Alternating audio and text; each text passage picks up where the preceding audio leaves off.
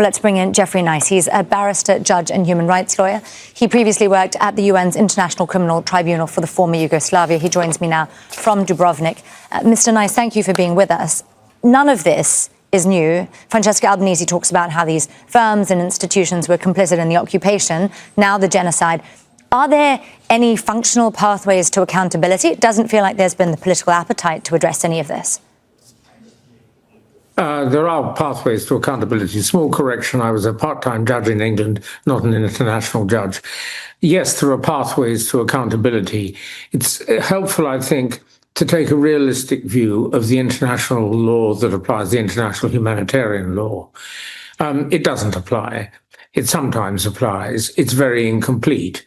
Countries like the United States do everything they can to stop it applying. It's best sometimes, as somebody said rather intelligently, I thought yesterday at an event I was at, to think not of the law, but of a series of norms. The norms become the law only when the law is effective. Now, the law is becoming less and less effective in bringing people to justice just at the moment for a range of reasons. However, the International Court of Justice has spoken and the International Criminal Court has issued warrants indicating where the evidence may take us if we are allowed to explore it. This report says, well, don't disregard individuals being brought to account, but look at the money. And it's obvious the best thing to do, it's frequently the best thing to do to look at the money because, of course, money and commerce is frequently said to be more powerful than governments that might well not wish to do things. She has identified in her report the numerous ways in which breaches of the international humanitarian law, if they have happened or are known to be about to happen, and by companies that will be supplying goods or services that in one way or another will enable those breaches to go ahead, why then the companies can be brought to book and made to lose large sums of money. And that's, of course, their only interest. Politicians are only interested in national and state power.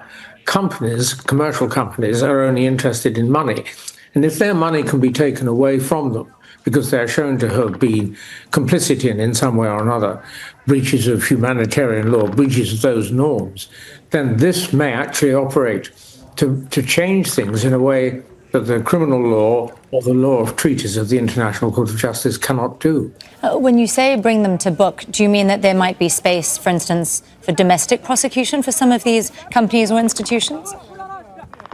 Well, there certainly should be domestic prosecutions, and they, again, are much harder for people like Trump, who would like to stop anything he doesn't like. He's even recently tried to stop the domestic prosecution of Netanyahu for fraud or whatever the alleged offences are. But if you look at a country like Great Britain, although its politicians might be feeble, if Trump starts saying, oh, you should withdraw from the International Criminal Court, they won't, or you shouldn't support this type of action by the International Court of Justice or the International Criminal Court, he can't get at the domestic law. And if the domestic law is criminal or in some civil way says to a company, you're doing wrong by providing material to build this wall, and so on and so forth, he can't interfere with that.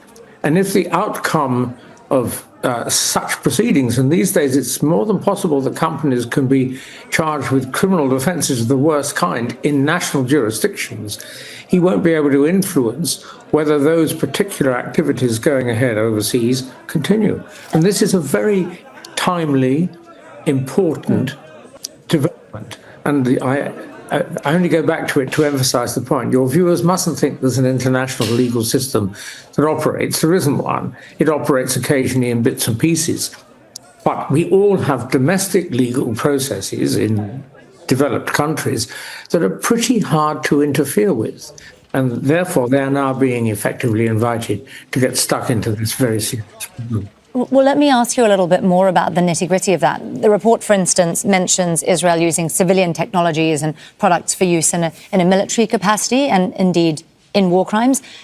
Can those companies then be held liable? Is that entirely dependent on their domestic jurisdictions and the laws in those jurisdictions? I didn't hear your list of particular items, I'm afraid. The line wasn't very good. Can you say it again? If Israel is using civilian technologies for military uses, can those companies then be held liable in their own individual jurisdictions, or is that entirely based on domestic law? They can be held liable in their own jurisdictions. And to try and make things very sort of straightforward, if you imagine a country that is using weapons unlawfully to kill people, or if you imagine a country buying gas in order to gas people in the way that happened in the Second World War, and you have the supplier of the weapons or you have the supplier of the gas in your own country, your citizens would be shocked if it wasn't possible to pursue them. They've got to be capable of being pursued to stop their criminal behavior. It's sort of obvious, but the way she set it out in a very detailed report, and it does need a lot of reading. It doesn't matter that it takes a lot of reading because people will have the time to do it, because they'll be able to find which particular way you get at a company. One of the ways, for example, might be money laundering, but there are a number of ways in which you can get at companies, and also her report itself provides ammunition for non-governmental organizations to be persuasive, because companies don't want to get a bad reputation as being a criminal company.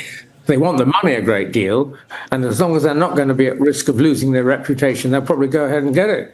But if their reputation is going to go down with the public, who's very frightened about events around the world involving wars and breaches of the norms of conduct, of conflict, they'll run away from that sort of conduct because they won't want their shareholders to call them to account.